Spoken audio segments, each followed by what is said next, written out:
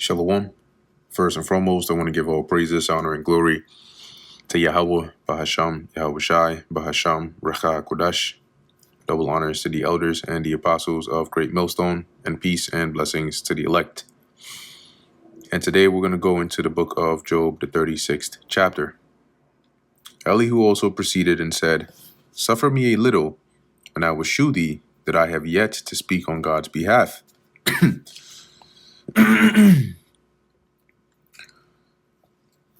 It says here in the NKJV, "Bear with me a little, and I will show you that there are yet words to speak on God's behalf. I will fetch my knowledge from afar and will ascribe righteousness to my maker." NLT, I will present profound arguments for the righteousness of my creator.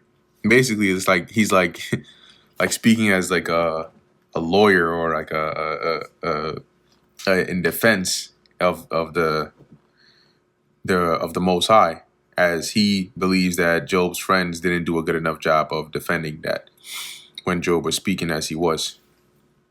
"For truly my words shall not be false. He that is perfect in knowledge is with thee." It says here, "I am telling you nothing but the truth, for I am a man of great knowledge." So he's referring to himself here. "Behold, God is mighty, and despiseth not any. He is mighty in strength and wisdom. He preserveth not the life of the wicked, but giveth right to the poor. He withdraweth not his eyes from the righteous, but with kings are they on the throne. Yea, he doth establish them forever, and they are exalted. Right? So the Lord's eyes are always on the righteous. He establishes kings, and he exalts them. And if they be bound in fetters, which are chains, and beholden in cords of affliction, then he sheweth them their work and their transgressions that they have exceeded." So if they end up in chains or in affliction, he basically shows man what your transgression was, right? He shows them their work, the things they've done, and the transgressions that they have exceeded, or the iniquities they have committed. "He openeth also their ear to discipline, and commandeth that they return from iniquity. If they obey and serve him, they shall spend their days in prosperity, and their years in pleasures. But if they obey not, they shall perish by the sword, and they shall die without knowledge." Because they're going to die as fools, ignorant of the righteous path of the Lord. "But the hypocrites, or the ungodly in heart, heap up wrath. They cry not when he bindeth them." So it says here in the NLT, "For the godless are full of resentment. Even when he punishes them, they refuse to cry out to him for help. They die in youth, and their life is among the unclean." So they die young by the judgments of the Lord, and they live a vile, or immoral life. "He delivereth the poor in his affliction, and openeth their ears in oppression. Even so," let's actually look at that in another translation as well. So it says here, NLT, "By means of their suffering, he rescues those who suffer, for he gets their attention through adversity." So sometimes he'll put you through that to, to straighten you out, right? Or to get a message across.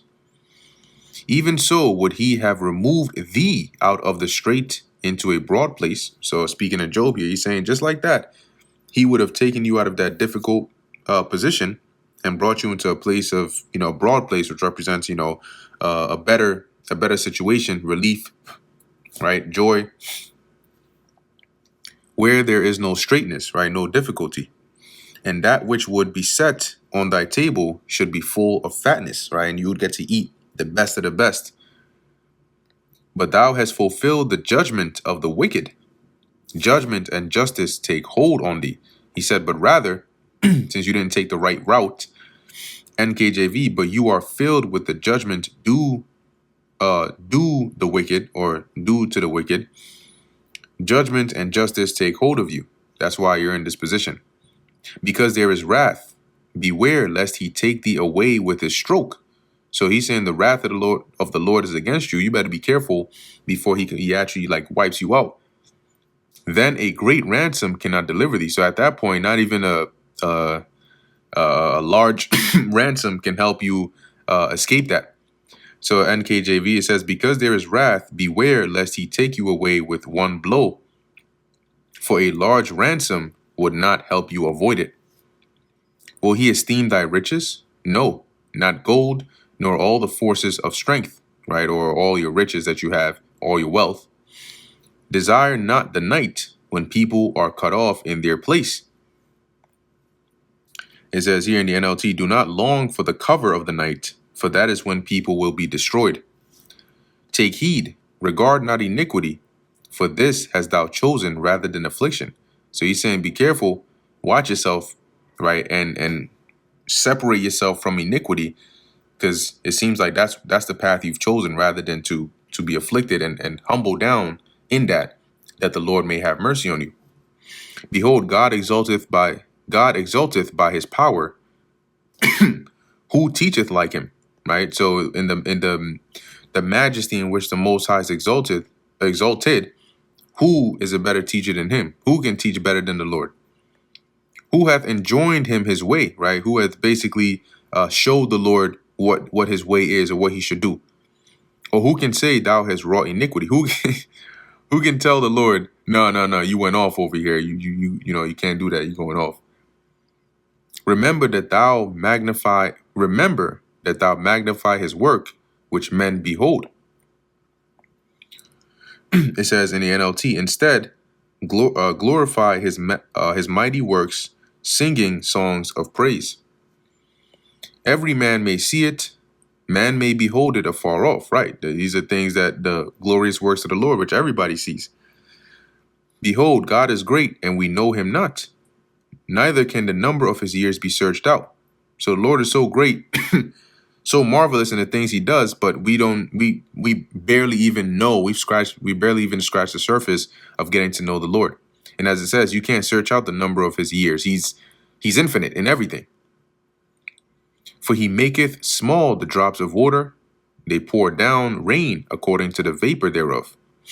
That's the rain from the clouds, which the clouds do drop and distill upon man abundantly. So that's your I think it's that the water cycle, right? You have the evaporation and then the condensation and then precipitation. Verse 29, also can any understand the spreadings of the clouds, or the noise of his tabernacle? NLT, who can understand the spreading of the clouds and the thunder that rolls from heaven? So how the clouds are spread out, how they move, how they operate, what they even made of, right? Like, who can fully actually understand that?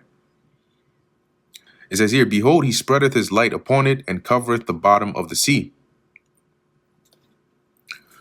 It says, see how, in the NLT, see how he spreads the lightning around him, and how it lights up the depths of the sea. For by them judgeth he the people, he giveth meat in abundance.